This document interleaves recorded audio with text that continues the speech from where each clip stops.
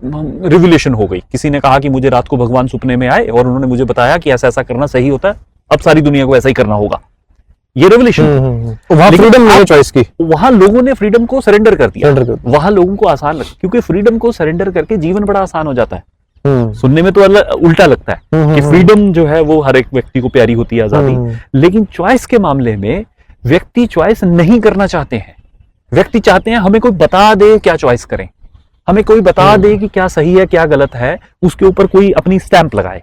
कौन स्टैंप लगाता है? रिलीजन स्टैंप लगाता है।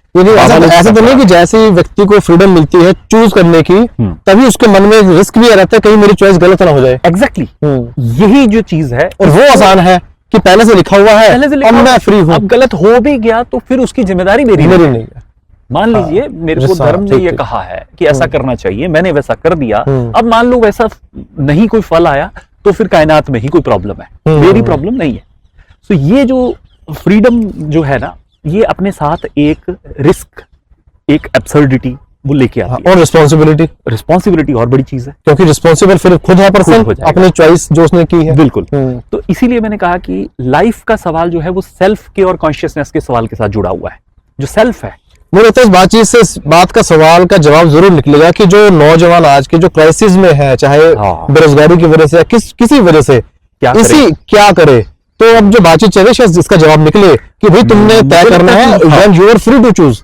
तो मेरे को ये लगता है कि जब ये सेल्फ का सवाल जो है ये कितना जरूरी सवाल है। फॉर एग्जाम्पल, थोड़ा सा डाइग्रेस कर रहा हूं कि मान लीजिए सेल्फ ना हो कोई, सेल्फ ना होने का मतलब क्या होगा?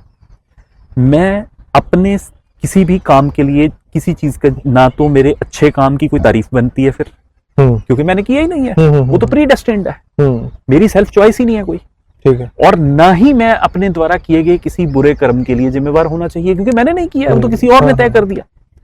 तो मैंने ही किया, मैंने ही तय किया, इस बात को एक्सेप्ट करने में ये जो बर्डन है, ये जो साथ में रिस्क लेके आता है कि अब जो भी गलत होगा उसके जिम्मेवार भी मैं, और जो भी सही होगा उसका क्रेडिट भी ऑब्वियसली मैं ही लूंगा। लेकिन क्रेडिट लेने के कितने मौके आएंगे और एक्चुअली ज्यादा बार फेलियर के कितने चांसेस हैं, इन दोनों को आदमी जो है वो बहुत ही सोचता है कौन सा ज्यादा। अब अलग अलग किस्म के लोग होते हैं, कुछ लोग एडवेंचरिस्ट होते हैं और वो सोचते हैं कि देखा जाएगा, फेल होगा तो होगा, लेकिन एक बार मेरे को समझ में आ गया ये करना है तो करके रहूंगा, और कुछ नया निकलता है फिर, और उसमें से कुछ नया निकलता है। यही इसको आप सोचो, लीडिंग स्पिरिट्स जो हैं वो सारे इस तरह के ही लोग होते हैं।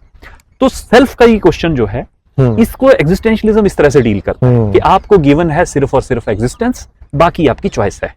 तो चॉइस आपको करनी है और साथ में आपके ऊपर रिस्पॉन्सिबिलिटी है, क्योंकि जैसे ही आप चूज करोगे उसकी सारी रिस्पॉन्सिबिलिटी, सारे कॉन्सिक्वेंस हैं, वो फिर आप ही की कॉन्सिक्वेंस है, किसी और ने नहीं। इसके साथ तो जो कोई रूहानी इंटरवेंशन, कोई रेलिवेशन, कोई धार्मिक किताब में जो सब लिखा है वो सब बाहर है, इससे सब हट जाएगा। यहाँ तक कि मैं कह रहा हूँ कि सिर्फ धार्मिक किताब से नहीं, बहुत सारे लोगों को ये भी लगेगा, जैसे मान लीजिए जो एथीस्ट है, जो नास्तिक हैं, और जो बहुत ही किसी रेडिकल फिलॉसफी में भी भरोसा रखते हैं, जिनको किसी फिलॉसफी के ऊपर इस हद तक भरोसा है कि इसमें तो कुछ भी गलत नहीं हो सकता है, उनको भी कई बार ये लगेगा। ऐसी फिलॉसफी बहुत सारी फिलॉसफी है। जैसे मैं तो जिस ढर्रे से मैं आता हूँ, मार्क्सवाद का जो पूरा फलसफा है, हमारे बहुत सारे दोस्त ऐसे हैं, उनको अगर ये बता दिया जाए कि मार्क्स भी गलत हो सकते हैं, वो भाई उनका पहले तो वो मेरे पे हमला करेंगे कि भाई तुमने ये किस मुंह से कह दिया, कौन हो, तुम्हारे क्या औकात है। लेकिन क्यों करेंगे हमला?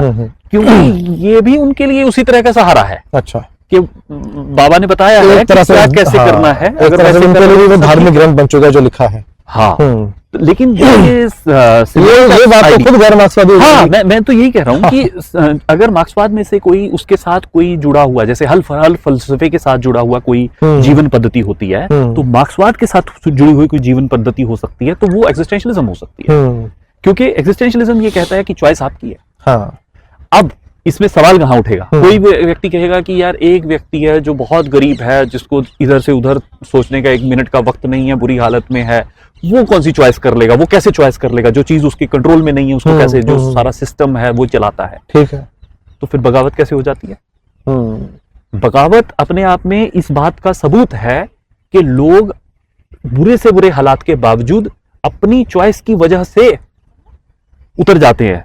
उनको पता होता है कि इसका नतीजा खतरनाक हो सकता है, लेकिन उतर जाते हैं। तो इसका मतलब दोनों किस्म के लोग, मतलब ऐसा नहीं कह रहा हूँ जब अभी बात बताई आपने वो बगावत वाले रास्ते पे तब उतरते हैं जब दोनों चॉइस होती है, जब चॉइस बचती नहीं है तब उतरते हैं। देखो जो बचती नहीं पे उतरते हैं, हाँ। मुझे नहीं लगता कि ऐसा कभी आज तक कुछ कोई कर पाया है जो सिर्फ ढकेले की वजह से कर दिया गया। बहुत कम होता है ऐसा। आमतौर पे लोग जो है वो अपनी कन्विक्शन में से उतरते हैं, मजबूरी में से नहीं उतर। मजबूरी में से उतर के वो बहुत बाद में पीछे आते हैं। मजबूरी वाले लोग बहुत पीछे आते हैं। जो कन्विक्शन कॉन्शियसनेस से जो चूज करते हैं कि इस रास्ते पे कि यही रास्ता असली रास्ता है, उसी को कॉन्शियस एलिमेंट कहते हैं। उसी वही कॉन्शियस हिस्सा है जो लीड करता है। तो वही जो रास्ता है वो मैं समझता हूँ कि एग्जिस्टेंशियलिज्म जो है उसके लिए एक आधार दे रहा है, और बहुत सिंपल प्रोपोजिशन के साथ। वो सिर्फ इस प्रोपोजिशन के साथ कि कोई पर्पस नहीं है, कोई बना बनाया जीवन का पर्पस नहीं है। अगर ये बात आप मान लो तो साथ के साथ आपके सामने ये क्वेश्चन आ जाएगा कि हमें फिर पर्पस खुद बनाना है। लेकिन एक दूसरा भी आता है इसमें से, जो बहुत सारे अस्तित्ववादी उस तरफ भी जाते हैं। वो रहता है कि जैसे कुछ लोग ये कहते हैं कि अच्छा अगर जीवन का कोई पर्पस ही नहीं है तो फिर कुछ भी करने की जरूरत नहीं है। जब पर्पस है ही नहीं, कोई नहीं, तो फिर क्या ही करना है। फिर वो उसको खाओ पियो मौज करो का सिद्धांत भी समझ लेते हैं। ऐसा भी होता है। लेकिन सिमोन ने इसके ऊपर बहुत सारा काम किया। उसने कहा कि ये वो एथिक्स नहीं है जिसकी वो बात कर रही है। जिस एथिक्स की वो बात कर रही हैं उसमें पर्पस ना होना साथ में रिस्पॉन्सिबिलिटी लेके आता है। जब तक आप रिस्पॉन्सिबिलिटी वाला आइडिया जो है उसको ठीक से नहीं समझेंगे तो नहीं इस बात को ठीक से जाना जा सकेगा। तो मुझे लगता है कि कंक्लूड हमें इस बात से करना चाहिए कि ये जो अस्तित्ववाद का सवाल है, ये जो यहाँ से शुरू करने का बात है कि कोई गिवन एथिक्स नहीं है, कोई रिलीजन मुझे नहीं बता पाएगा, कोई महापुरुष मुझे नहीं बता पाएगा कि क्या करना है, ये मुझे तय करना है कि क्या करना है। और ये मेरी जिम्मेदारी होगी कि जो भी मैं तय करूंगा उससे जो भी कॉन्सिक्वेंस होंगे उसके लिए मैं ही जिम्मेदार होऊंगा। तो मुझे शुरू करना है, यहाँ से शुरू करने की बात है, यहीं खत्म करने की बात नहीं है। यहाँ से शुरू करना होगा। यहाँ से शुरू करोगे तो हो सकता है फिर आपको वही सब करना पड़े, वही समझने का, समाज को एनालाइज करने का, हिस्ट्री को एनालाइज करने का, ये सब काम उसके तमाम साथी आ जाएंगे। लेकिन तो ये जो अस्तित्ववाद की बात तक जब हम पहुंचे हैं, शुरुआत की थी हमने अध्यात्म से, ये तो एक दूसरे के टकराव में खड़े हैं। बिल्कुल हाँ, तो हमने देखा था ना जब हमने अध्यात्म की बात की थी, क्वेश्चन ऑफ लाइफ की बात की थी, वहीं हमने दो मत देख लिए थे। एक वो लोगों का जो दिन रात काम में जुटे हुए हैं, अपना काम करते हुए चले जा रहे हैं, उनका भी एक इंटेलेक्ट था, उनका भी एक फलसफा था। वो फलसफा लोकायत के रूप में, चार्वाक के रूप में, या किसी ना कहीं ऐसा समझा जाता है तंत्र मत में उसके बहुत सारे एलिमेंट आपको मिलते हैं। वो आम जीवन से निकला हुआ भी एक इंटेलेक्ट था। उससे शरीर की चीरफाड़ की तरफ, कोई शव साधना की तरफ, शव को समझा जाए, उससे उसके अंदर से लाइफ को समझा जाए, वो उस तरफ भी जाता है। तो वो एक तरीका था। और ये दूसरा तरीका था कि कोई देवलोक है, कोई पितृलोक है, कोई स्वर्ग है, कोई नर्क है, उससे एक पूरी बड़ा एक ग्रैंड डिजाइन है, उस डिजाइन का कोई डिजाइनर है, उसको कोई चलाने वाली ताकत है, और उसके मर्जी के मुताबिक सब कुछ चल रहा है और हम उसमें अपना रोल प्ले कर रहे हैं। तो हम वहां से शुरू किए, दोनों थे वहां।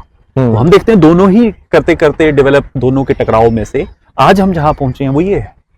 तो आज हम अस्तित्व को जो है, एक होंद को, एक एग्जिस्टेंस को, एक बुनियादी बात लेते वहां से अगर हम जीवन पद्धति, व्हाट इज लाइफ को सोचना, तो मुझे लगता है ये जरूर जो आपने सवाल उठाया था कि क्या हम आज के युवा को इसमें से कुछ मिल सकता है, मिल सकता है। सबसे पहले इस बात को एक्सेप्ट करो, कोई गिवन पर्पस नहीं है, आपको पर्पस ढूंढना है।